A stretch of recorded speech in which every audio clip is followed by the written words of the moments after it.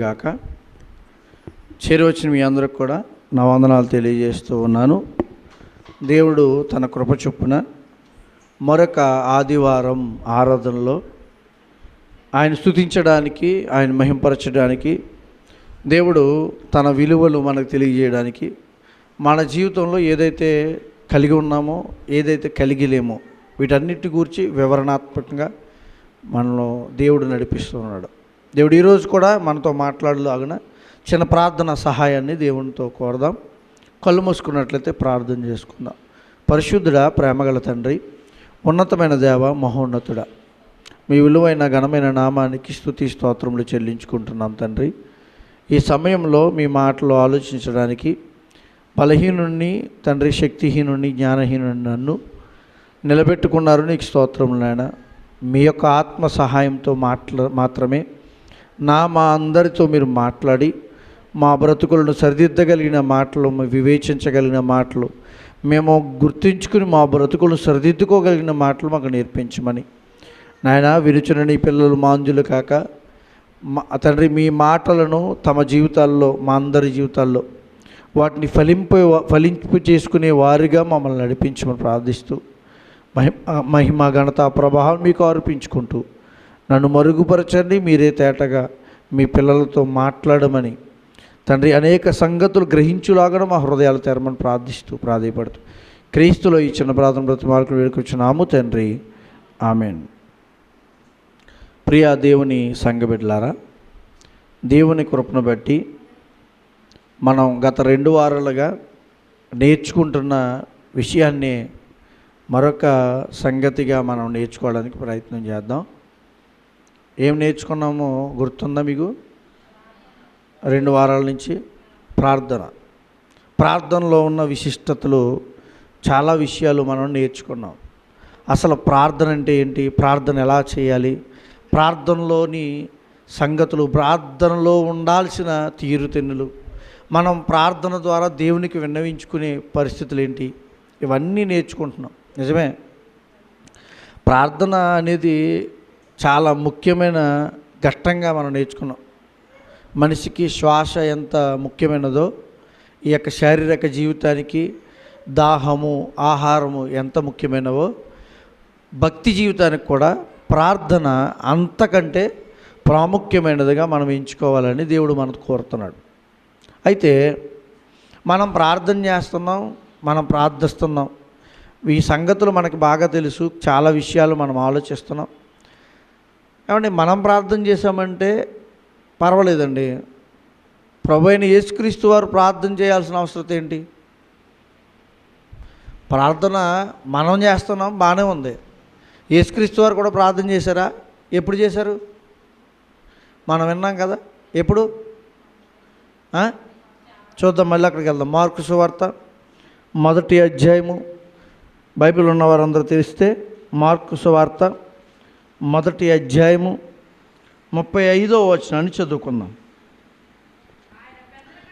ఆయన పెందలకడని లేచి ఇంకనూ చాలా చీకటి ఉండగానే బయలుదేరి అరణ్య ప్రదేశమునకు వెళ్ళి అక్కడ ప్రార్థన చేయుచుండెను. యేసుక్రీస్తు వారు ఎప్పుడు లేచి ప్రార్థన చేస్తున్నారంట? పెందలకడంటే ఎంత? పెందలకడంటే 4, 5? ఇక్కడ ఏమన్నారు? చీకటి, చాలా చీకటి. చీకటిలో రకాలు ఉన్నాయి కదా.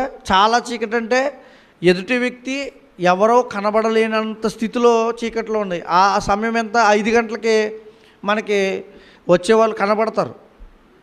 అంటే చాలా చీకటి అంటే ఇంకా తెల్లవారు కూడా ఉన్న ముందే, అంటే సుమారుగా 3-3:30 ఆ ప్రాంతంలో వెళ్ళి ప్రార్థన చేస్తున్నారంటే ఎవరు? సాక్షాత్తు యేసుక్రీస్తు వారు. ఆయన ప్రార్థన చేయాల్సిన అవసరం ఏంటి? మామూలుగా ఆలోచిస్తే ఆయన సర్వాధికారి అయిన దేవుడు, అయినా ప్రార్థన చేయాలా? ప్రార్థన గురించి మీకు గత వారం నేర్చుకున్నప్పుడు ఆయనకు మనం నేర్పించడానికి, మన జీవితాలకి నేర్పించడానికి ఆయన ఒక పాఠంగా ఉన్నాడు. ఆయన మానవ శరీరంగా ఈ లోకంలోకి వచ్చాడు కదా. శరీరంతో వచ్చినప్పుడు ఆయన దైవ స్వభావాన్ని విడిచిపెట్టకుండా దైవ స్వభావ లక్షణాలని ఆయన గుణంగా ఉంచుకుని ఆయన ఎలా ఉన్నాడంటే ఆ శక్తిని ఆశ్రయించి జీవించలేదు ఈ లోకంలో. ఏదైతే దేవునికి ఉండాల్సిన శక్తి ఉంటుందో ఆ శక్తిని ఆశ్రయించి బ్రతకల, సామాన్యమైన మనిషిగానే బ్రతికాడు. అందుకే ఆయన ప్రార్థన చేస్తున్నాడు. సామాన్యమైన వ్యక్తిలానే జీవించాడు. అందుకే ప్రార్థన ద్వారా మన జీవితానికి నేర్పిస్తున్నాడు. ఇదిగో దేవా, నువ్వు దేవుడు కాబట్టి ఏ విధంగానే జీవించేసావయ్యా అని చెప్పడానికి ఆధారం లేకుండా మనం ఉండకుండా ఉంటామేమో అని. నిజమే కదా, మనల్ని ఎవరైనా ప్రశ్నించారనుకోండి, నీకేంటయ్యా పరిస్థితి అని అంటుంటాం చూడండి.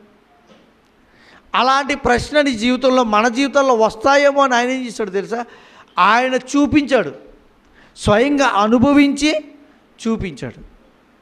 అందుకే ప్రార్థన గురించి మనం బైబిల్ని అడిగితే ప్రత్యేకమైన స్థితిని క్రీస్తు ద్వారా మనకు చూపిస్తూ ఉన్నాడు దేవుడు.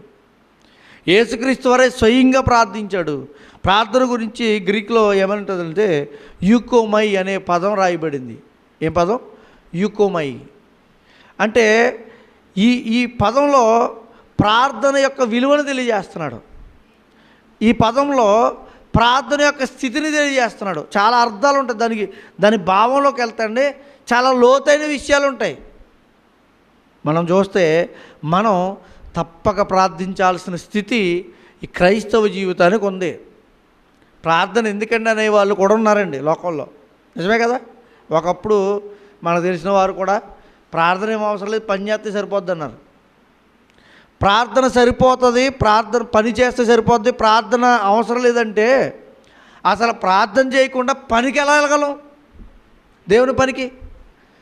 ఒకవేళ దేవుని పని చేసేటప్పుడు దాంట్లో ప్రక్రియ జరగాలన్నా, మారు మనసు కలగాలన్నా ముందు నువ్వు ఎవరు వినవించుకోవాలి?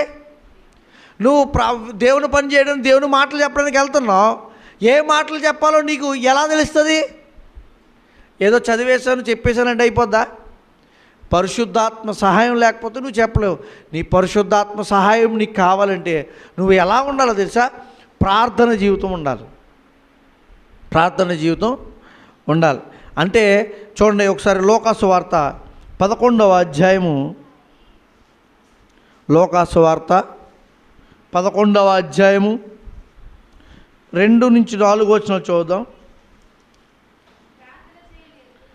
ప్రార్థన చేయ నేర్పుమని ఆయనను అడిగాను. అందుకు ఆయన, మీరు ప్రార్థన చేయనప్పుడు తండ్రి నీ నామము పరిశుద్ధపరచబడును గాక, నీ రాజ్యం వచ్చును గాక, మాకు కావలసిన అనుదిన ఆహారము దినదినము మాకు దయచేయము, మేము మాకచ్చి ఉన్న ప్రతి వానిని క్షమించుచున్నాము గనుక మా పాపమును క్షమించుము, మమ్మను శోధనలోకి తెగ అని పలుకుడని వారితో చెప్పాను. ఎలా ప్రార్థించాలంట? తండ్రి నీ పరిశుద్ధ నామము, నీ నామము పరిశుద్ధపరచబడునుగాక. ఎలా పరిశుద్ధపరచబడుతుంది? మనం ప్రార్థన చేస్తున్నాం, దేవా నీ నామం పరిశుద్ధపరచబడునుగాక అంటే పరిశుద్ధపరచబడుతుందా? అంటే నీ జీవితం ద్వారా చూపించి పరిశుద్ధపరచబడునుగాక అని పలకాలి. నీ జీవితం పరిశుద్ధమైనదిగా ఉన్నప్పుడు దేవుడు ఏం చేయబడతాడు? పరిశుద్ధపరచబడతాడు. నోటితో పరిశుద్ధపరచబడును గాక అంటే పరిశుద్ధపరచబడ్డు. గమనించాలి, మన జీవితం పరిశుద్ధంగా ఉండి ప్రార్థిస్తే ఆయన పరిశుద్ధపరచబడతాడు. మనం లేకుండా మనం ఇష్టానుసారంగా జీవించి ఇష్టానుసారమైన మాటలు మాట్లాడి ఇష్టానుసారమైన బ్రతుకుతూ నువ్వు పరిశుద్ధుడు అంటే ఆయన పరిశుద్ధుడిగా ఎంచబడినట్టుగా మన నోటి ద్వారా జరగదు. అదే చెప్తున్నాడు ఇక్కడ, నీ నామం పరిశుద్ధపరచబడును గాక, నీ రాజ్యం వచ్చుగాక. రాజ్యం అంటే ఈరోజు ఏముంది? దేవుని రాజ్యం ఈ లోకంలో ఏముంది? సంఘం. మర్చిపోయారా? మళ్ళీ అప్పుడు సంఘం దగ్గరికి వెళ్ళాలా? దేవుని రాజ్యం ఈ లోకంలో ఏముంది? సంఘమే ఆయన రాజ్యం. సంఘం ద్వారా ఏ మాటలు వినబడుతున్నాయి? దేవుని మాటలు. అంటే దేవుని పరిపాలనలో ఎవరి మాటలు పలకాలి? మరి ఇప్పుడు ఎగ మాటలు పలుకుతున్నావు? ఇప్పుడు ప్రభుత్వం ఉందండి, ఒక ప్రభుత్వం పరిపాలిస్తుంది. ఆ ప్రభుత్వం మాటలే దేశమంతా వినబడుతుంది కదా. మరి ఇప్పుడు దేవుని మాటలో దేవుని ప్రభుత్వం ఎక్కడ పరిపాలింపబడుతుంది? ఇప్పుడు లోకంలో పరిపాలన వేరు, సంఘ పరిపాలన వేరు. లోకంలో నువ్వు తప్పు చేసినా పర్లేదు, కానీ నువ్వు లోకం అనుకునే న్యాయ రీతిలో వెళ్ళమంటాడు. ఏ తప్పు? కంటితో తప్పు చేసినా అవి పట్టించుకోరు, మనసుతో తప్పు చేసినా పట్టించుకోరు, మాటతో తప్పు చేసినా పట్టించుకోరు. కానీ దేవుని న్యాయపీఠం ఎలాంటిది? సంఘం. మీరు కంటితో జాగ్రత్త వహించాల్సిన అవసరం ఉంది, మాటతో జాగ్రత్త వహించాల్సిన అవసరం ఉంది.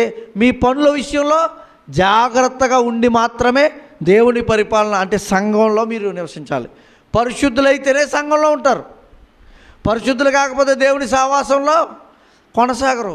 పరిశుద్ధత లోకానికి ఎలా ఉంది? అవసరం లేదు. చూసారా, లోక ప్రభుత్వానికి దేవుని ప్రభుత్వానికి తేడా. అందుకే నీ రాజ్యం వచ్చును కాక అంటే అర్థం ఏంటంటే ఆయన సంఘంలో ఇక్కడ చెప్తున్న మాట ఎవరికంటే శిష్యులకి. అప్పటికి సంఘం ఏర్పాటవలే, ఇప్పుడైతే ఏర్పాటైంది. నీ రాజ్యం వచ్చిన కాక నీ రాజ్యంలో మేము ఉండు కాక అని ప్రార్థన చేసుకోవాలి మనం ఇప్పుడు. ఎందుకంటే సంఘంలో మనం నివసించాలి, సంఘం ద్వారా మనం జీవించాలి, సంఘంలో ఉన్న కార్యక్రమాలు మనం చేయాలి, సంఘం ద్వారా మన జీవితాన్ని దేవుడు అనుకున్న బ్రతుకుని లోకానికి మనం చూపించాలి. ఈరోజు మనం అలాంటి ప్రార్థన కలిగి ఉన్నామా? నెక్స్ట్ ఇంకేమంటున్నాడు? నీ రాజ్యం వచ్చినగా నీవు మాకు కావలసిన అనుదినాహారము దినదినము మాకు దయచేయము అడగవాలా?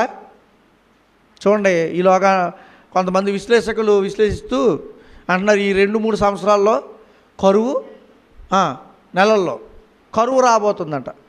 2-3 సంవత్సరాల్లో పంట ఇప్పుడు పండాల్సిన పంట విషయంలో కూడా చెప్తున్నారు. కరువు ఈ 2-3 సంవత్సరాల్లో అధికంగా ఉండబోతుంది. ఇంతకుముందు ఒకసారి ఇలాంటి ఎండ వచ్చిందంట. ఈ ఎండ ప్రభావం వలన సుమారుగా 100 సంవత్సరాల క్రితం అప్పుడు కొంతకాలం కరువులో ఇబ్బంది పడ్డారని విశ్లేషకులు చెప్తున్నారు. మళ్ళీ అలాంటి పరిస్థితులు ఇప్పుడు రాబోతున్నాయంట. కానీ అంతకంటే విపరీతంగా ఉండబోతుందంట. అంటే ఆలోచించండి, అంటే ఆహారం దయచేయాల్సింది ఎవరు? వర్షించకూడదని ప్రార్థన చేశాడు ఎవరు? ఏలియా గారు. వర్షం కురకుండా ఎంతకాలం ఉంది? 3.5 సంవత్సరాలు. ఎలా ఉంటుంది పరిస్థితి? అలాంటి పరిస్థితి మన జీవితాల్లో మన పరిసరాల్లో ఉంటుండే ఏంటి పరిస్థితి? అంటే అర్థం ఏంటో చెప్పనా? అంటే మనకు ఆహారం దయచేయాలంటే వర్షం కురాలి, వర్షం కురాలంటే సమకాలీన వాతావరణం ఉండాలి, ఇవన్నీ సమకూడాలంటే దేవుని అనుగ్రహం ఉండాలి. అంటే నీ ముద్ద నోట్లోకి వెళ్తుందంటే నేను కొనుక్కున్నాను, నేను వండుకున్నాను, నేను కష్టపడ్డాను, ఇవన్నీ పక్కకు పెట్టు. ఇవి నీ చేతి దగ్గరకు వచ్చిన తర్వాత మరి అంతకుముందు దేవుడు పండడానికి భూమికి ఆజ్ఞ ఇవ్వాలి. ఇవన్నీ ఆలోచించండి. అంటే మనం ప్రార్థన చేయకుండా ఇవన్నీ జరగవా అంటే నిజంగా ఆలోచించండి, జరగని పరిస్థితులు కూడా ఉన్నాయి. అదే చెప్తున్నాడు, మీరు అడగండి, అనుదిన ఆహారం దయచేయండి. నెక్స్ట్ ఇంకేమంటున్నాడు? మేము మాకు ఇచ్చి ఉన్న ప్రతి వాణిని క్షమించుచున్నాము కనుక. క్షమించే గుణం. అచ్చి ఉన్న వాణిని, మనకు ఏదైనా విషయాల్లో ఎవరైనా బాకీ ఉంటే, ఏదైనా విషయాల్లో బాకీ ఉంటే మనం ఏం చేయాలంట? క్షమించారా? క్షమించామా? క్షమించకపోతే నీ ప్రార్థన దేవుడు వింటాడంటారా? క్షమించే గుణం లేని వ్యక్తి ప్రార్థన దేవుడు వింటాడా? అసలు క్షమించే గుణం లేకపోతే మనం దేవునికి అనుసంధానమనే జీవితం మనం జీవించినట్టు కాదు. క్షమించకపోతే అసలు యేసుక్రీస్తులో గుణమే మనలో లేనట్టు. క్రైస్తవుడు అంటేనే ఏముండాలో తెలుసా? మొట్టమొదటి గుణం క్షమించే గుణం. అది దేనిలోకి వస్తుందో తెలుసా? ప్రేమలోకి వస్తుంది. ప్రేమించాలి కదా, ప్రతి క్రైస్తవుడు వ్యక్తిని ప్రేమించాలా, ఇతరులను ప్రేమించాలా. ఆ ప్రేమలో ఏముంది? క్షమాపణ. యేసుక్రీస్తు మనల్ని ఏం చేశారు? ప్రేమించారు. ప్రేమించి ఏం చేశాడు ఆయన? క్షమించాడు. క్షమించకపోతే ఈరోజు మనం ఇలా బ్రతుకుందుమా? ఆలోచించండి. ఇక్కడ అంటున్నాడు ఇంకా, మా పాపములు క్షమించుమని మమ్మును శోధనలోకి తేకుము అని పలుకుడని. నిజమే కదా, శోధనలో పడిపోతున్నాం. శారీరక శోధనలు, బలహీనత శోధనలు, అనారోగ్య శోధనలు, వ్యక్తిగత శోధనలు ఎన్ని ఉన్నాయి. మనల్ని పట్టి పీడిస్తున్నాయి, మన బలహీనం చేస్తున్నాయి కదా. వీటన్నిటి నుంచి తప్పించాలంటే నువ్వు దేవుణ్ణి అడగాలంట. ఎలా అడగాలో తెలుసా? మనము తప్పక ప్రార్థించే విధంగా ఉండాలి. మన శారీరక సంబంధమైన విషయాలతో పాటు ఆత్మ సంబంధమైన ఎదుగుదలకు మనం అడగాలి దేవుణ్ణి. ఇంకొక విషయం కూడా చూద్దాం. లోకాసు వార్త 18వ అధ్యాయం. ప్రార్థనలో ఏముండకూడదో తెలుసా? లోకాసు వార్త 18వ అధ్యాయము 1వ వచనం నుంచి చూద్దాం.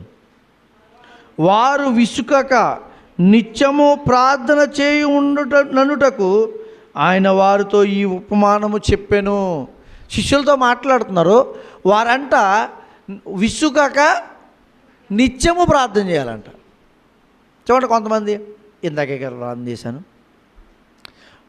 సరిపోదా ప్రార్థన చేయడం? ప్రార్థనలో కూడా ఎవరైనా ప్రార్థన చేస్తున్నప్పుడు కొంతమందికి అప్పుడప్పుడు నిజంగా విసుగొచ్చేస్తుంటుంది. ఎందుకంటే ఇంకా ముగించడంటావా అంటే విషయం ఏంటంటే ప్రార్థన చేసినట్టుగా అనుకుంటూ ప్రార్థన కొంతమంది చేస్తూ ఉంటారు, కానీ సరైన ప్రార్థన చేయకపోతే నిజంగానే విసుగొస్తుంది. మనిషే విసుగు చెందుతున్నాడంటే దేవుడు ఎలా ఉంటాడంటారు? నువ్వు అడిగే ప్రార్థన నీ సొంత అవసరాలకు మాత్రమే అడిగితే దేవుడు విసుగు చెందుతాడని ఉన్నది. అంటే మనుషులు కూడా ఎలా ఉండాలంట? విసుగు చెందక. అంటే విసుగు చెందకుండా ప్రార్థించాలంటే ప్రార్థనలో ఏముండాలి?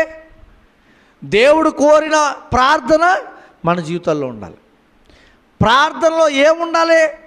దేవుడు అనుకుంటున్న భావ జీవితము కలిగి ప్రార్థించాలి. ఏదో ప్రార్థన కొంతమంది ప్రార్థన చేస్తారు. ఎలా తెలుసా? ప్రభువా నీకు స్తోత్రము అంటే ఎలా ఉంటుందంటే దేవుడితో ఏదో నేను అక్కడ దేవుడు ఉన్నాడు, నేనున్నాను, ఆయన నేను కూడా ఏదో స్నేహితులము, అంటే ఆయన నేను సమానమైన వ్యక్తిము అలాంటిగా రా కూర్చో అన్నట్టుగా. దేవా నీకు తెలీదా? ప్రార్థన కూడా ఎలా ఉంటుందంటే విధేయతతో కూడిన ప్రార్థన ఉండదు. ప్రార్థన ఎలా ఉండాలి? అయ్యా ప్రభువా నీకు స్తోత్రం, నన్ను క్షమించు, నేను నాకు కావలసిన జీవితాన్ని నాకు దయచేయి, నా బ్రతుకులో ఇది కలిగి లేను అని విధేయత కలిగి విజ్ఞాపన అడుక్కోవడం ఉండాలి. ప్రార్థనలో బ్రతిమాలుకోవాలి. కొంతమంది జేబుల్లో చేతులు నిలబడుతుంది, ప్రభువా వందనాలు నాయన. ఒక ఆయన కుర్చీలో కూర్చుని ప్రార్థన చేస్తాడు సభల్లో.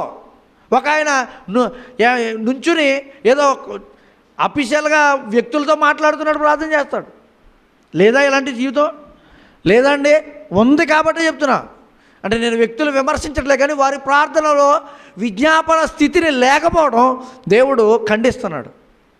ఇది మనకు తెలియజేయడానికి కారణం అదే. మోకాళ్ళతో ప్రార్థన చేయాలి.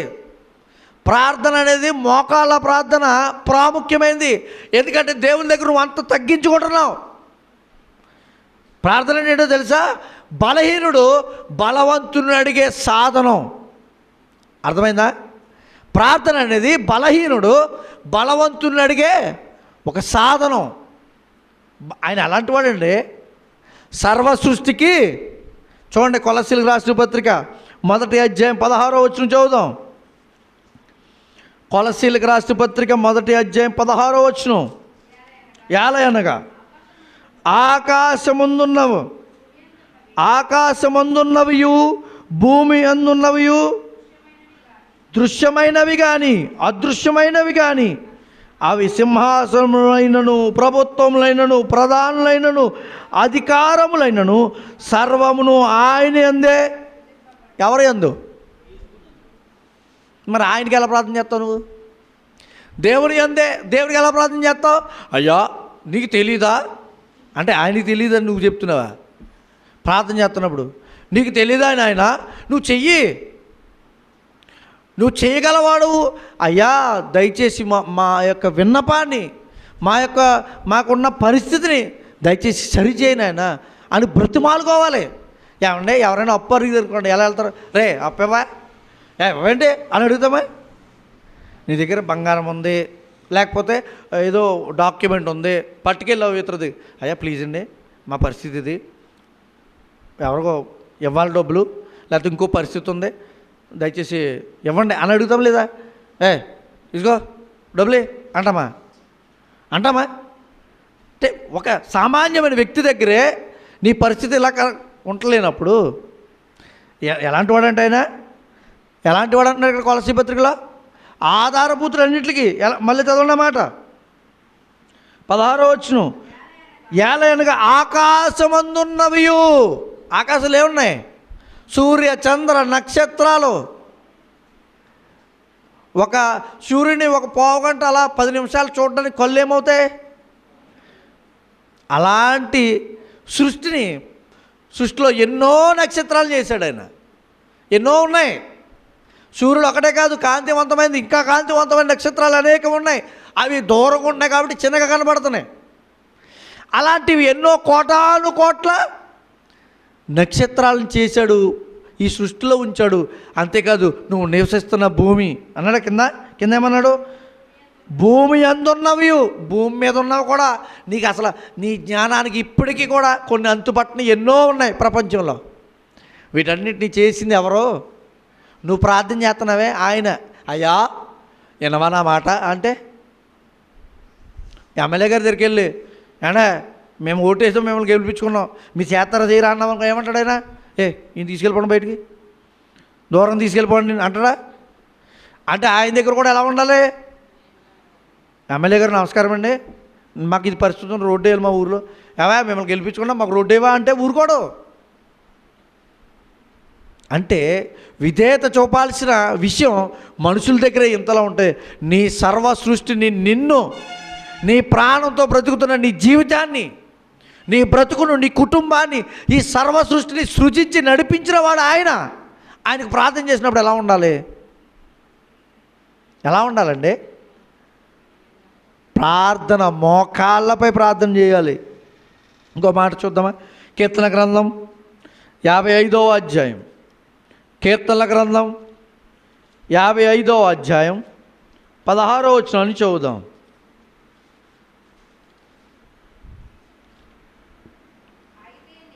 అయితే నేను దేవునికి మొరపెట్టుకొందును, యెహోవా నన్ను రక్షించును.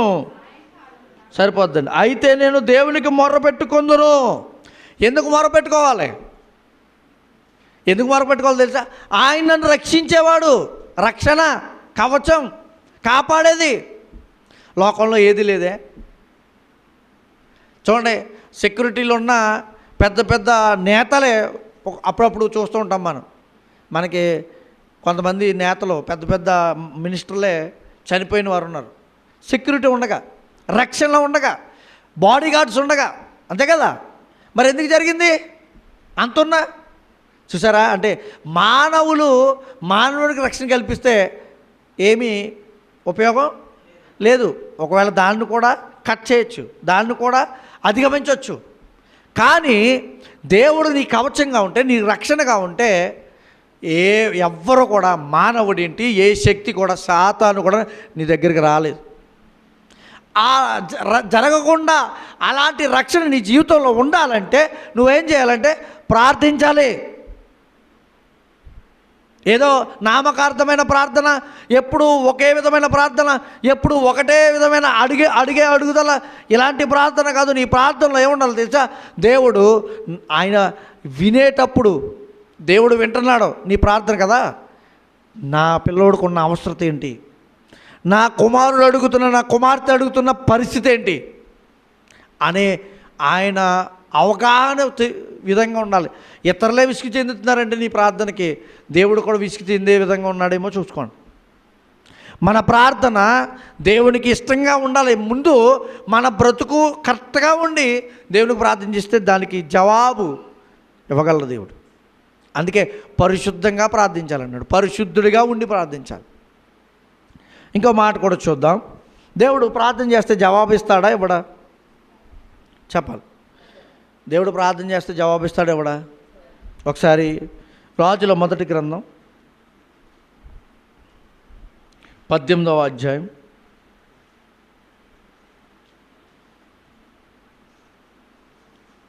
38వ వచనం చదువుదామా?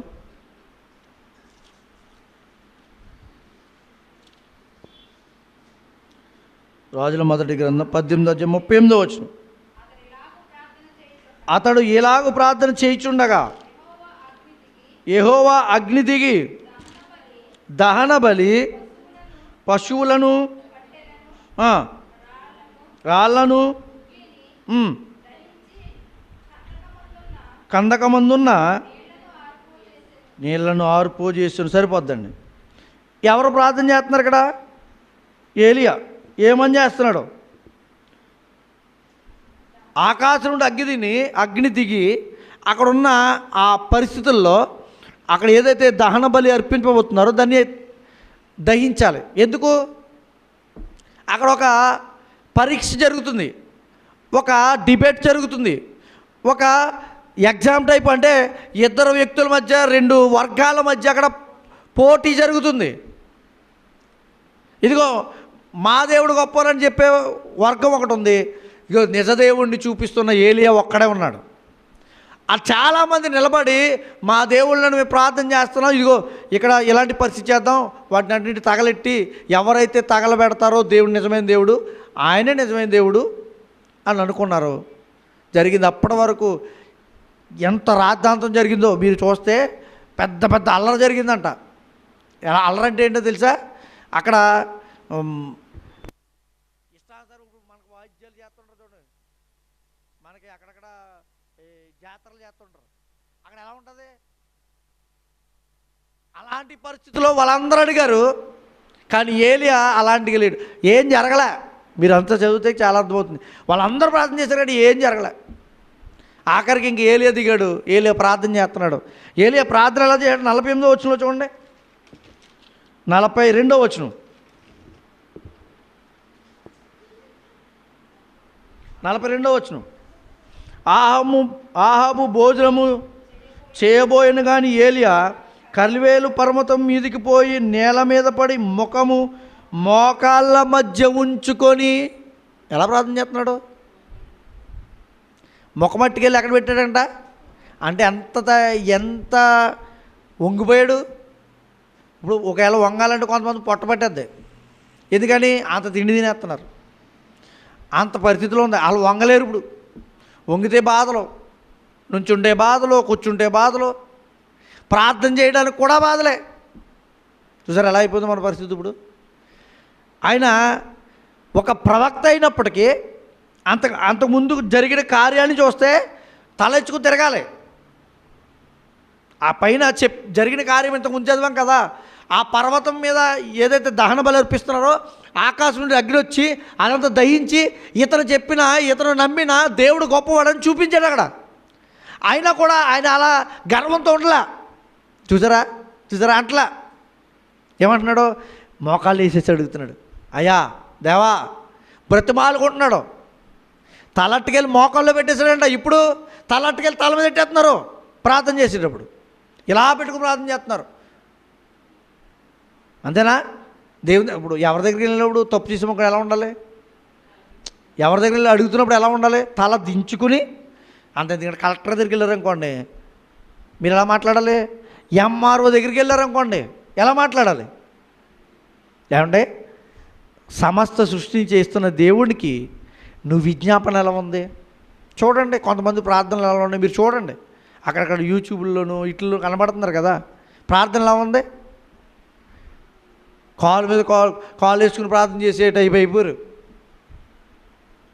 ఈ ప్రార్థన దేవునికి ఇష్టమైనదిగా లేకపోతే నీ ప్రార్థన చేసినా లాభం లేదు, నీ భక్తి వ్యర్థమే. సరైన ప్రార్థన నీ జీవితంలో ఎలా ఉంటుందంటే, దేవుడు కోరుకునే విధంగా చేస్తేనే ఆయన వింటాడో దానికి ప్రతిఫలం. ఇక్కడ జరిగింది. చేశాడు ప్రార్థన, కర్మేలు పర్వతం దగ్గర ప్రార్థన చేశాడు ఏలియా, వెంటనే జరిగింది. ప్రతిఫలం ఇచ్చే దేవుడు. అడిగితే ప్రార్థన చేస్తాడా అంటే తప్పనిసరిగా చేయగలడు. అది మరి ఆ రోజు ప్రార్థన చేశాడండి ఏలియా గారు, నేను కూడా ప్రార్థన చేస్తాను ఇప్పుడు అదేవిధంగాను నాకు వెంటనే జరిగిపోవాలన్నారు అనుకోండి, మీరు ఏలియా కాదు, జరుగుతున్న ప్రదేశము ఆనాటి చరిత్ర కాదు. అంతేనా? ఆనాడు వేరు, ఈ కొత్త నిబంధన కాలంలో పరిస్థితులను జరుగుతున్నవి వేరు. కొత్త నిబంధన కాల పరిస్థితులు ఎలా అంటే, దేవుడు సమయానుకూలంగా ఆయా సమయాలను బట్టి ఆయా పరిస్థితుల ద్వారా మనల్ని సరిదిద్దడానికి మన జీవితాల్లో కొనసాగిస్తున్నాడు. మనం అడిగినవి వెంటనే జరగకపోయినా తర్వాత జరగవచ్చు. ఒకవేళ మన జీవితానికి అవి నాశనం తెచ్చేవనుకోండి, జరిగించడు దేవుడు. ఉదాహరణకి ఒక బండి కావాలన్నావు,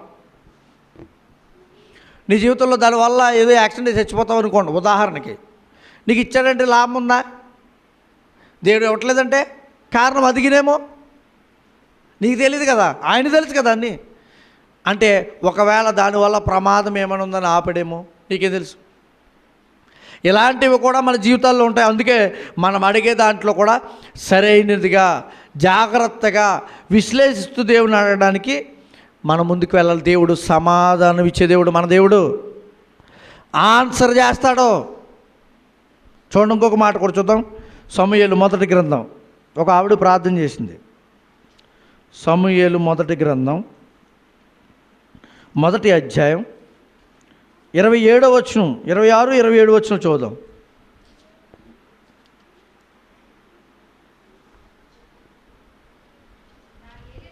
నా ఏలినవాడా, నీ వద్ద నిలిచి యెహోవాను ప్రార్థన చేసిన స్త్రీని నేనే.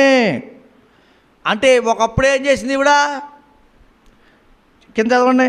ఈ బిడ్డను దయచేయమని యెహోవాతో నేను చేసిన మనవిని ఆయన నాకు అనుగ్రహించెను. ఏమొచ్చింది ఇక్కడ? ప్రార్థనకే జవాబు వచ్చింది. ఎక్కడ ప్రార్థన చేసింది ఆవిడ? 10వ వచనం చూడండి. 10వ వచనం చూడండి ఏమనుంది. తరువాత 10వ వచనం, ఏలయనగా హన్నా తన మనసులోనే చెప్పుకొనుచుండెను, ఆమె పెదవులు మాత్రమే కదులుచుండి ఆమె స్వరము వినబడకయుండెను కనుక ఏలి ఆమె మత్తురాలై ఉన్నదనుకొని, ఎంతవరకు నీవు మత్తురాలు అవుదువు, నీవు ద్రాక్షరసమును నీ యొద్ద నుండి తీసివేయమని చెప్పగా, హన్నా అది కాదు నా ఏలినవాడా, నేను మనో దుఃఖము గలదానినై ఉన్నాను. నేను ద్రాక్షరసమునైనను మద్యమునైనను పానము చేయలేదు, కానీ నా ఆత్మను యెహోవా సన్నిధిని కుమ్మరించుకొనుచున్నాను. ఎందుకని? నీ సేవకురాలు నన్ను పనికిమాలినదిగా ఎంచవద్దు. ఏమడుగుతుంది ఆయన దేవుణ్ణి? అయ్యా నాకు పెట్టలేదు. తనతోటి స్త్రీ ఏం చేస్తుంది? ఆమెని ఎగతాళి చేస్తుంది, నీకు పెట్టలేవని. సోదరే కదా. అయితే అడుగుతుంది, నాకు బిడ్డ కావాలి అని. ఆ విషయాన్ని, జవాబు చెప్పిన విషయాన్ని ఇక్కడ చెప్తున్నాడు. కాబట్టి నేను ఆ బిడ్డను యెహోవాకు ప్రతిష్ఠించుచున్నాను. 27వ వచనం, ఈ బిడ్డను దయచేయమని యెహోవాతో నేను చేసిన మనవి ఆయన నాకు అనుగ్రహించాను. ఏం చేశాడు ఆయన? అడిగితే చేసి పెట్టాడా? మనకే చేసి పెడుతున్నాడా? చాలాను బోల్డ్ అవుతున్నాయి, మనకు తెలియదు. చాలా జరుగుతున్నాయి మన జీవితాల్లో, మనకు తెలియదు, గ్రహించట్లా. నువ్వు అడగకపోయినా నీ జీవితంలో ఎన్నో జరుగుతున్నాయి. మనం చెప్పాను కదా, శ్వాస విషయంలో, ఆహార విషయంలో, ఆరోగ్యం విషయంలో. ఏమన్నా మన జీవితంలో ఈ శరీరం ఎలాంటిదో మనకి ఏం తెలుసు? ఏ ప్రాబ్లం ఉంటుందో, ఏం వస్తుందో? అంతే కదా. 4 రోజుల నుంచి కళ్ళు బయలు కమ్ముతారు, ఏంటి అర్థం కావట్లే నా పరిస్థితి. దేవుడు అడుగుతూ ఏంటి పరిస్థితి? మనకేం తెలీదు. మన శరీరంలో ఏముందో, ఏం జరుగుతుందో మనకేం తెలుసు? మనం అనుకుంటాం శక్తి ఉంది, బలం ఉంది, ఏమండి మనకు అంత జ్ఞానం ఉంది అనుకుంటుంటాం. ఏం పనికిరావు. గొప్పవాడైనా, చిన్నవాడైనా, ధనికుడైనా, దరిద్రుడైనా, ఎవరైనా కానీ ఆయన ఎదుట సమానులే. అంతేకాదండి, ఎలాంటి వారి ప్రార్థన వింటాడో తెలిసేనా? ప్రార్థన గురించి ఎవరు ప్రార్థన వింటాడో, ఎవరి ప్రార్థనకి జవాబు ఇవ్వడు. అసలు మొదటగా ఆలోచిస్తే ఎవరి ప్రార్థన ఆలోచిస్తాడో చూస్తే, ఎవరి ప్రార్థనకి జవాబిస్తాడో చూస్తే, ఎవరి ప్రార్థనకి జవాబు ఇవ్వడో కూడా తెలిసిపోద్ది. చూద్దాం ఒక మాట. సామెతల గ్రంథం 21వ అధ్యాయం 13వ వచనం చూద్దాం. సామెతల గ్రంథం 21వ అధ్యాయం 13వ వచనం, దరిద్రుల మొర వినక చెవి మూసుకొనివాడు తాను మొర్ర పెట్టునప్పుడు అంగీకరింపబడడు. దరిద్రుల మొర వినక చెవి మూసుకునేవాడు. ఎవరున్నారు ఈ లోకంలో? అలాంటి వాళ్ళు ఉన్నారా? ఎవరైనా దరిద్రులు ఏదైనా ఇబ్బందిలో ఉన్నవాళ్ళు అడిగినప్పుడు ఏం చేయకూడదంట, అబ్బాబా పక్కలే వెళ్ళి అని అనకూడదంట. ఏం చేయాలి? వారికి మన చేతనైనంత సహాయం చేయాలి, అంతే. ఇప్పుడు చాలా దారుణం అయిపోయిందండి. 100 రూపాయలు ఇస్తే కానీ కుదరదండి అని అడుక్కునేవారు కూడా ఉన్నారు. నిజమండి. బెగ్గింగ్ చేసేవాళ్ళు ఎలా ఉన్నారంటే, బియ్యం వేస్తుంటే పొద్దున ఒక ఆయన వచ్చాడు, బియ్యం అంతకుముందు బియ్యం వేస్తే పట్టుకుని వెళ్ళేవారు హ్యాపీగా. బియ్యం కాదండి 20 రూపాయలు ఇవ్వాలండి అన్నారు. అమ్మ డబ్బులు ఏం లేవండి వెళ్ళండి బాబు అన్న. ఆ బియ్యం వేసి ఎలా అయిపోయిందంటే దారుణం, అంత దారుణంగా అయిపోయింది. అయినా కూడా నీ చేతనైంది నువ్వేదైతే చేయగలవో అది చేసి పంపాలి. అర్థమవుతుందా? పరిస్థితులు మారుతున్నాయి, జీవితాలు మారుతున్నాయి. ఎవరికైనా మనకు అప్పుడప్పుడు మలికిపురం కనబడుతుంటారు. 10 రూపాయలు ఉన్నాడు, నిజంగా 10 రూపాయలు ఇచ్చారనుకోండి, ఆ 10 కూర్చుకునేది ఎక్కడ కనబడతాడో తెలుసా? మందుల షాప్ దగ్గర కనబడుతున్నాడు. మందుల షాప్ కాదు, మందు షాప్.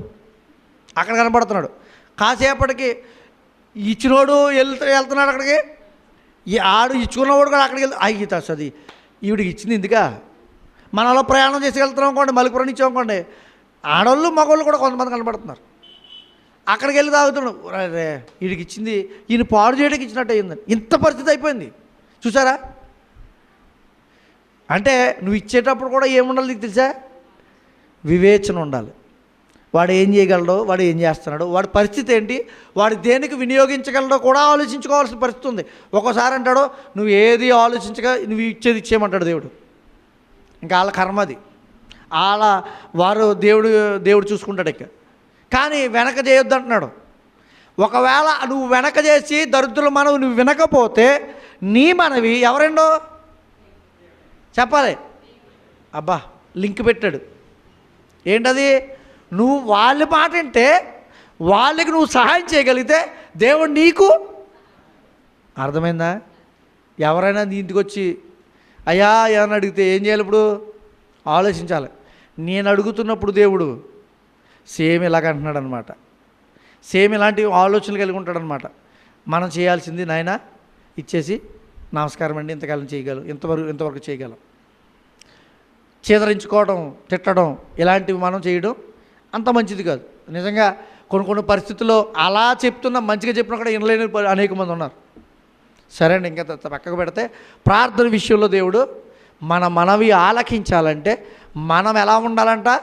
ఇతరుల పట్ల వాళ్ళ మాట విని వాళ్ళకి సహాయం చేయబడై ఉండాలి. చూడండి 28వ అధ్యాయం, అదే సామెతల గ్రంథం 28వ అధ్యాయం. ఇంకా ఎవరి మాట విన్న దేవుడు, ఎవరి ప్రార్థన ఆలకించడు?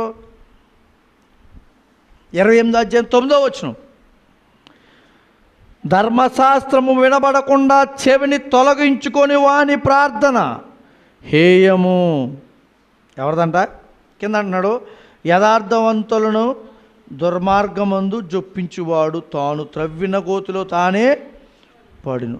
ధర్మశాస్త్రము వినబడకుండా చెవులు మూసుకునేవాడు. మనం ప్రార్థన చేస్తున్నాం అనుకోండి, ఏ ప్రకారం ప్రార్థన చేయాలి? ధర్మశాస్త్రం అంటే ఏంటి? ఈరోజు మనకి ఇశ్రాయేలీలకి ఏంటి? పాత నిబంధన గ్రంథం ధర్మశాస్త్రం, అంతేనా? మోసే ఇచ్చిన దేవుని మాటలన్నీ ధర్మశాస్త్రం. మరి మనకి అదేనా? క్రొత్త నిబంధన, యేసుక్రీస్తు వారి ద్వారా మనకొచ్చిన క్రొత్త నిబంధన గ్రంథం ఏంటంటే మనకి ధర్మశాస్త్రం. అంటే వాక్యం, బైబిల్ మనకేంటంటది ధర్మశాస్త్రం. ఏంటంటే మళ్ళీ చదవన్నమాట, ధర్మశాస్త్రము వినబడకుండా చెవిని తొలగించుకొని వాని ప్రార్థన. అంటే నువ్వు వాక్యం వినకుండా ప్రార్థిస్తే, జాగ్రత్త వినండి, దేవుని మాట వినకుండా ప్రార్థన చేసావంటే దేవుడు నీ ప్రార్థన వింటానంటున్నాడా? ఎందుకని? దేవుని వాక్యం విన్నామనుకోండి, దేవునిలో ఉన్న శక్తిని, దేవునిలో ఉన్న ఆలోచనను, దేవుడు మనపై చూపిన ప్రేమను మనకు అర్థమవుతుంది. అప్పుడు మనం ఎలా ప్రార్థన చేయాలో, ఏం ప్రార్థన చేయాలో కూడా తెలుస్తుంది. అసలు నువ్వేం తెలియకుండా ప్రార్థన చేసావు అనుకోండి, దేవుని వాక్యం తెలియకుండా ప్రార్థన చేసావు అనుకోండి, నువ్వేం ప్రార్థన చేస్తున్నావో నీకే తెలియదు. చాలామంది అలా ఉన్నారన్నాం కదా. అయ్యా నీకు తెలీదా? నువ్వు చేయాల్సిన వాడు చెయ్యి. దేవుడు కూడా ఎలా చెప్తున్నారంటే, నువ్వు చేసేవాడు, మేము తినేవాళ్ళము. అది పద్ధతా? అయా నీకు శక్తి కలిగిన వాడు, నువ్వు చేయగలిగిన శక్తి కలిగినవాడు, మేము దీనిలో ఉన్నాయన అని ప్రార్థన చేయాలి. అంతేగాని ఇక్కడ ఇక్కడ ఇక్కడ అన్నాడు. అందుకే వాక్యం వినకుండా ప్రార్థన చేస్తే నువ్వేం ప్రార్థన చేయాలో నీకు తెలీదు. ఎందుకు? వాక్యం తెలియకుండా ప్రార్థన చేసామనుకోండి, మనకి ఏమేం కావాలో అడుగుతాం. ఒక కారు, ఇల్లు, బండి, స్థలము, పొలము, మంచి భార్య, మంచి భర్త, మంచి వాహనము, ఇవి అడుగుతాం. వాక్యం తెలిసిందనుకోండి ఏం అడుగుతాం? పరిశుద్ధత, పవిత్రత, యథార్థత, న్యాయము, నీతి, ఈ జీవితంలో నేను ఉన్నాను, లేదు నన్ను కాపాడినాయని అడుగుతాం. ఏది గొప్పది? వాక్యం తెలిసిన ప్రార్థన ఎలా ఉందో చూసారా?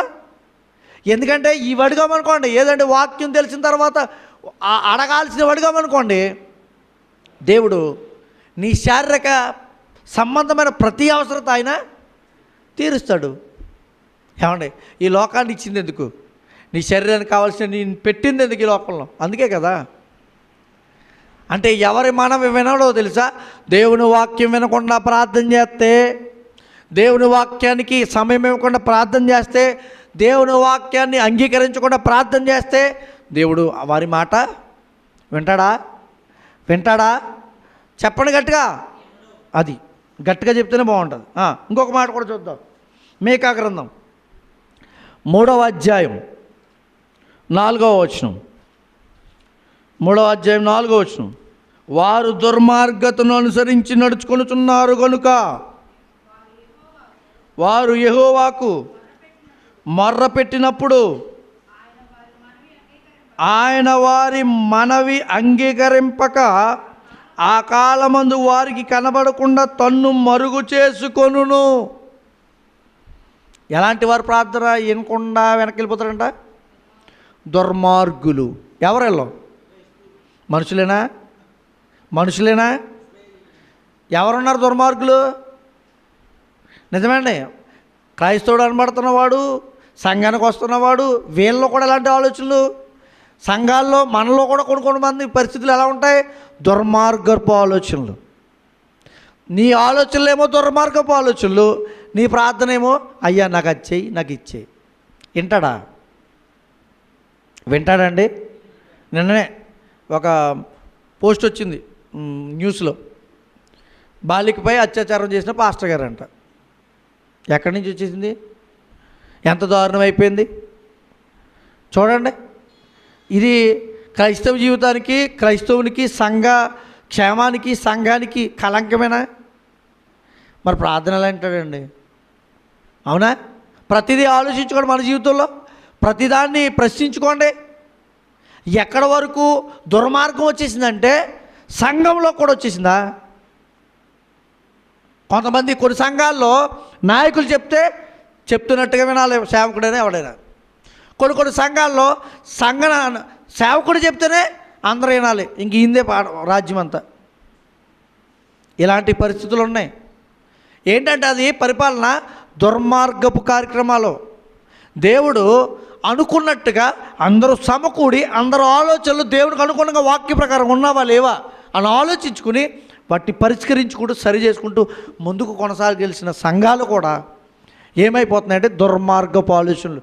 ఏమన్నా అనేక మంది దేవుని సొమ్మును కాజేసి తమ సొంత విలాసాలకు వాడుకుంటున్నవారు లేరా? దేవుని పేరు చెప్పుకొని విలాసాలు చేస్తూ తప్పులు చేస్తున్నవారు లేరా? వీళ్ళందరినీ ఏమంటున్నాడంటే దుర్మార్గ పనులు చేస్తున్నవారు లేరా? దేవునికి ఇవ్వాల్సింది ఇవ్వరు, దేవునికి ఎట్టాల్సింది చేయరు, దేవుని కొరకు చేయాల్సిన కార్యక్రమాలు చేయకుండా వాళ్ళ ఇష్టానుసారంగా బ్రతుకుతారు, వారి ఇష్టానుసారమైన జీవితం జీవిస్తారు. మళ్ళీ ముందు పైన ఏం కనపడుతుందంటే ట్యాగ్ దేవుడు లేదా కార్యక్రమాలు లాంటివి ఉన్నాయి. అందుకే అంటున్నాడు దుర్మార్గపు పనులు చేసే వాళ్ళ ప్రార్థన. ఇంకా లోకంలో కూడా చాలామంది ప్రార్థన చేస్తూ ఉంటారు. వాళ్ళకి అధికారం ఉంటుంది. ఎవడైనా వచ్చి అయ్యా మాకు ఈ పని చేసి పెట్టమంటే నాకు ఇంత ఎత్తగానే చేయను. ఉన్నదా? నాకు ఇంత లంచం ఎత్తగానే చేయను. అది కూడా బయటగా తెలియకూడదు. ఈ మధ్యన పట్టేసుకుంటారు కదా, సీక్రెట్గా ఇవ్వాలి. అకౌంట్లో కూడా వేయకూడదంట, సీక్రెట్గా ఇవ్వాలి. నిజం, ఇవన్నీ జరుగుతున్నాయి. ఇంత ఇస్తే కానీ నేను చేయను.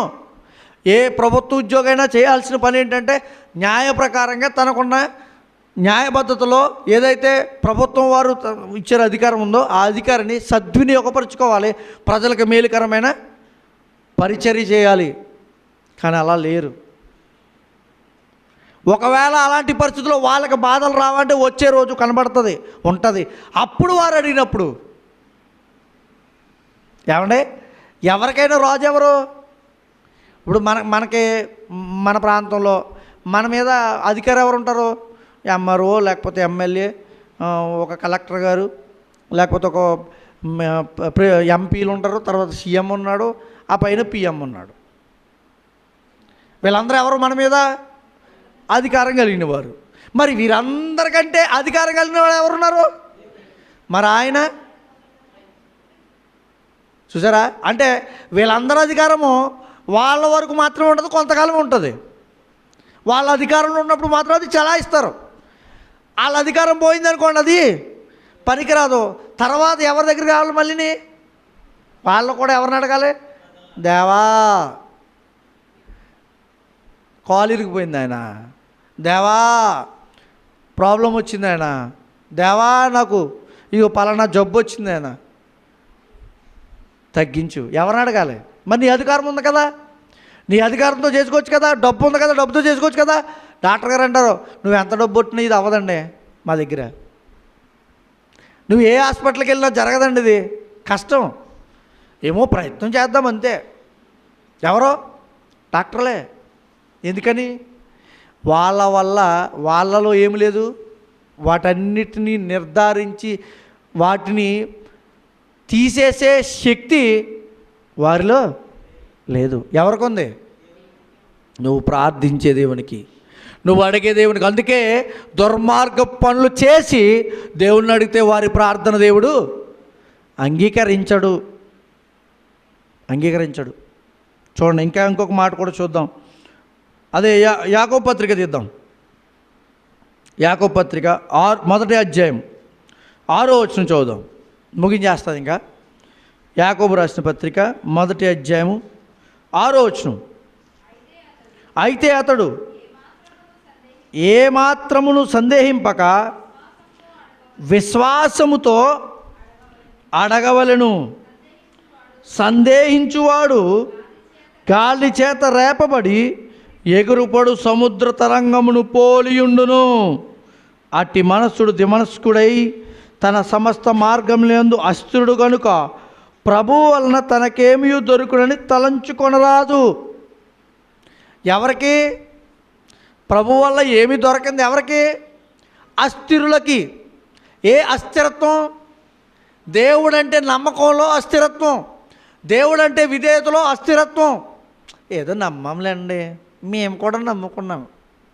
ఇది ఎలాంటిదో తెలుసా? అస్థిరత్వం. నా దేవుడు రక్షకుడు, నేను రక్షకుడు నమ్మాను, ఇది స్థిరత్వం. ఆయన ఏదో జీవిస్తున్నాను, ఇది స్థిరత్వం. ఆయనలో బ్రతుకుతున్నాను, ఆయన చెప్పినట్టుగా జీవిస్తున్నాను, ఇది స్థిరత్వం. నేమో అలా ఏదో అలా వస్తుంటాండి, అప్పుడప్పుడు ప్రార్థనకు వస్తుంటామండి. దీంట్లో ఏం లేదు, స్థిరత్వం లేదు. స్థిరత్వం లేని ప్రార్థన దేవుడు అదే అంటున్నాడు కదా ఇక్కడ. స్థిరత్వము అస్థిరుడు గనుక ప్రభువు వలన తనకేమైనను దొరుకులని. దేవుని వల్ల దొరకాలంటే ఏం చేయాలి? దేవుని అనుగ్రహం ఉండాలి. దేవుని అనుగ్రహం అంటే అర్థం ఏంటి? ప్రార్థనకు జవాబు. నీ ప్రార్థనకు జవాబు రావట్లేదంటే ఈ లోపాలు ఏమైనా ఉన్నాయేమో చూడండి. ఈ లోపాలు ఏమన్నా మన జీవితాల్లో ఉంటున్నాయేమో ఆలోచించాలి. మనల్ని మనం ప్రశ్నించుకోవాలి. ఇప్పుడు నేను మిమ్మల్ని అడిగాను అనుకోండి, మీరు ఏం తక్కువ ఏంటి అని అనొచ్చు. మీరు నన్ను అడిగారు అనుకోండి, మీకు సరిలేదని అనొచ్చు. కానీ దేవుని ఎదుట మనందరం ఎలాంటి వాళ్ళు తెలుసా? సమానులు. దేవుని ఎదుట మనం అందరం ఎలాంటి వాళ్ళు తెలుసా? సమానత్వం కలిగిన వారు. కాబట్టి మనము దేవుని దగ్గర అడిగేటప్పుడు మన జీవితాల్లో, మన ప్రార్థన జీవితంలో, మన బ్రతుకులు ఎలా ఉన్నాం? ఇంకొక మాట కూడా చూద్దాం. 4వ అధ్యాయము అదే పత్రిక, యాకోబు పత్రిక 4వ అధ్యాయం 3వ వచనం. మీరడిగినను మీ భోగముల నిమిత్తము వినియోగించుటకై దురుద్దేశంతో అడుగుదురు గనుక మీకేమీ దొరకట్లేదు. చాలామంది అడుగుతున్నారంట. దేనికోసం అడుగుతున్నారంట? భోగాలు, దురుద్దేశాలు. సేవ నిమిత్తం వెళ్ళడం ఒక ఆయన ప్రార్థన చేశాడంట. మొన్న మధ్యన యూట్యూబ్లో వచ్చింది. అంటే సేవకులు అప్పుడప్పుడు మాడుతుంటారు కదా. ప్రార్థన చేశాడంట. ఆయన ప్రార్థన చేసినప్పుడు అయ్యా కారు కావాలని ప్రార్థన చేశాడంట. ఏ కారు తెలుసా?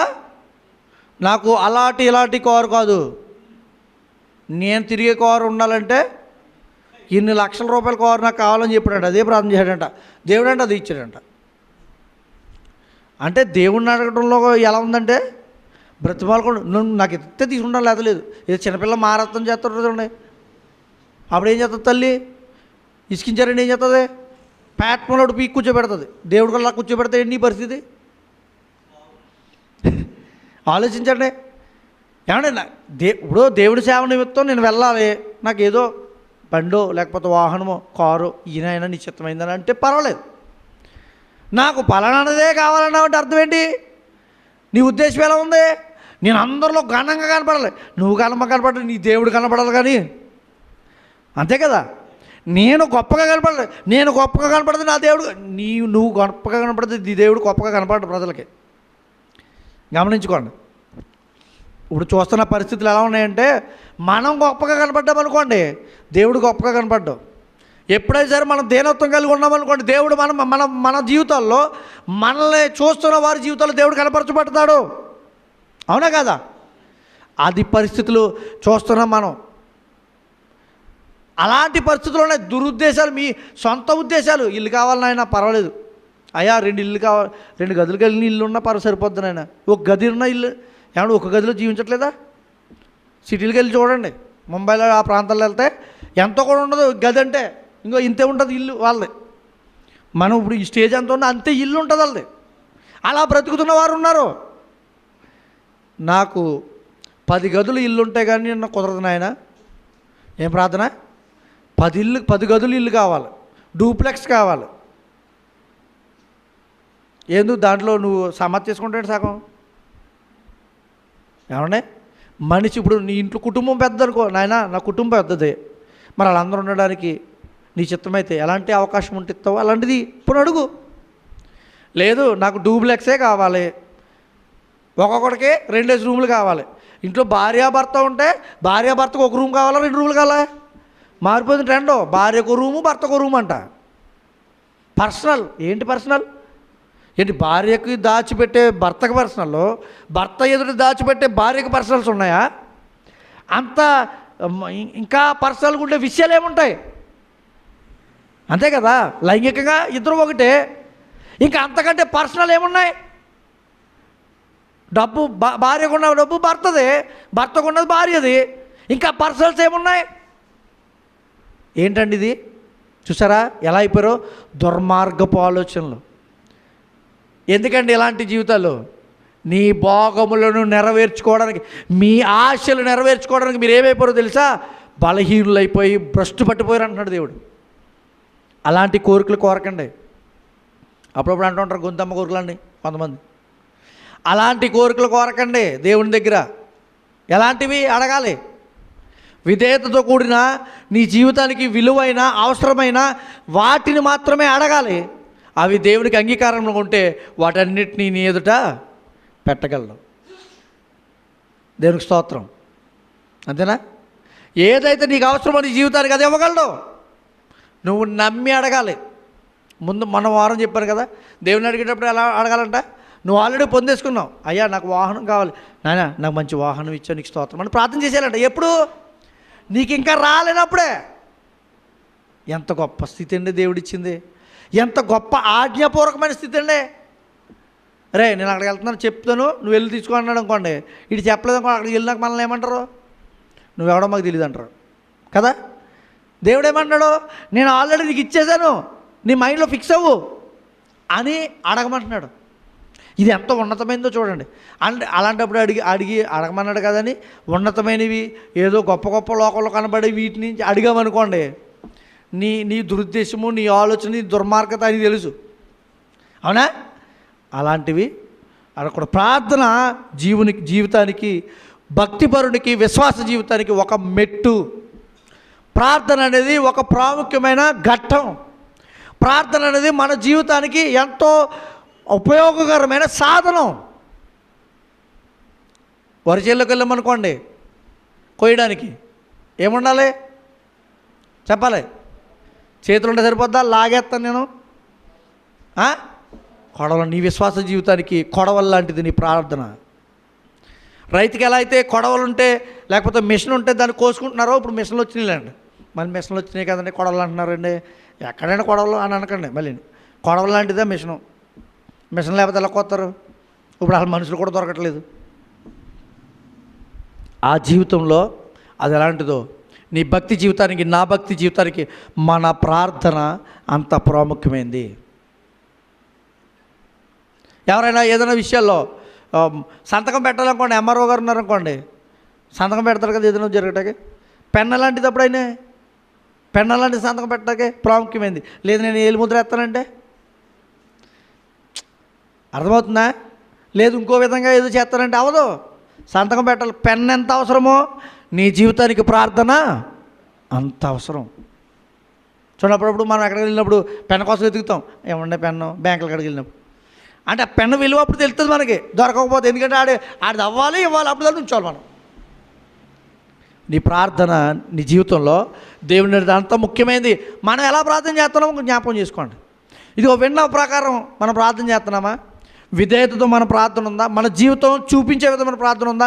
మన భక్తితో ప్రార్థన ఉందా? లేకపోతే విశ్వాసంతో ప్రార్థన ఉందా? మన జీవితంలో దేవుడు అనుకునే విధమైన బ్రతుకుతూ ప్రార్థన ఉందా? లేకపోతే సామాన్యంగానే ప్రార్థన చేస్తున్నామా? జ్ఞాపకం చేసుకోండి, ఆలోచించండి. దేవుడు ఈరోజు మనల్ని అడుగుతున్నాడు, మిమ్మల్నే కాదు నన్ను కూడా.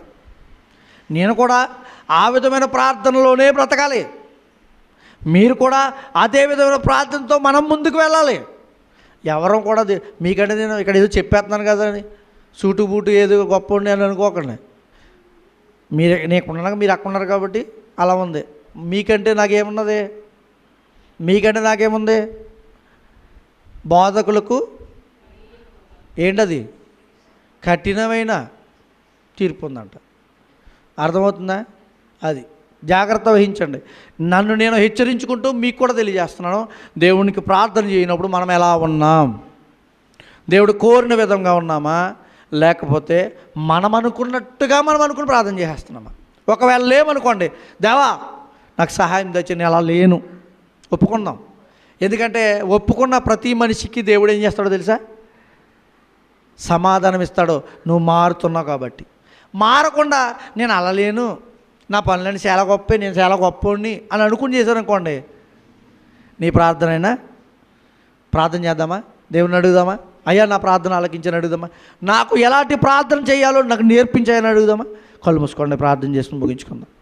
పరిశుద్ధుడా, ప్రేమగల తండ్రి, కృపగల నాయన, నీకు స్తోత్రములు తండ్రి. ప్రార్థనలో ఉన్న విలువైన జీవితాన్ని, ప్రార్థనలో ఉన్న శక్తిని, మీరు వినే గొప్ప స్థానాన్ని మాకు తెలియజేశారు తండ్రి.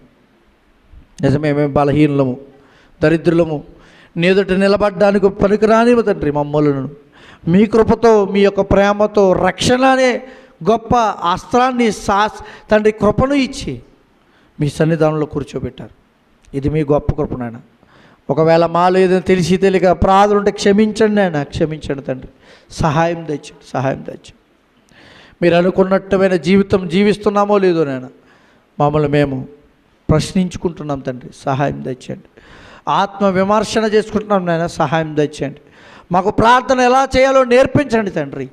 సహాయం తెచ్చండి. మీ కృప ఉత్తమమైనది, మీ ప్రేమ గొప్పది నాయన, మీ ఆజ్ఞలో బలం ఉంది నాయన, శక్తి ఉంది నాయన. ఇది ఈ లోకానికి జ్ఞానాన్ని చూపగలిగిన ప్రేమ తండ్రి. సహాయం దయచేయండి నాయన. బలహీనులము తండ్రి, మేము తండ్రి జ్ఞానం లేని వారమేనా, మీ కృపనిచ్చి నడిపిస్తున్నాం. ఇదిగో ఇంతవరకు మీ పరిశుద్ధాత్మ సాయంతో మా అందరితో మాట్లాడరు నాయన. మా బలహీనతలు, మా ఇబ్బందులు, మా ఇక్కట్లు, మాకున్న మా ఇబ్బందులు తండ్రి, ఏదైతే మా అవసరతలు ఉన్నాయో వాటన్నిటి కూడా మీ పాదాలు చెంత చేర్చుకున్నాం తండ్రి. సహాయం తెచ్చండి. నన్ను తండ్రి స్వస్థపరిచి బలపరచండి నాయన. మీ కృపతో కాపాడండి తండ్రి. మీ బలమైన వారు తండ్రి. ఇదిగో నీ పిల్లలు ఎంతమంది అయితే ప్రార్థన చేస్తున్నారో వారి హృదయాలు, వారి ఆలోచనలు మీకు తెలిసినాయన. మీరు చూస్తూ ఉన్నారు, వింటూ ఉన్నారు. ప్రతిఫలం దయచేయు దేవుడు అని నమ్ముచు మీకు స్తోత్రాలు చెల్లించుకుంటాం.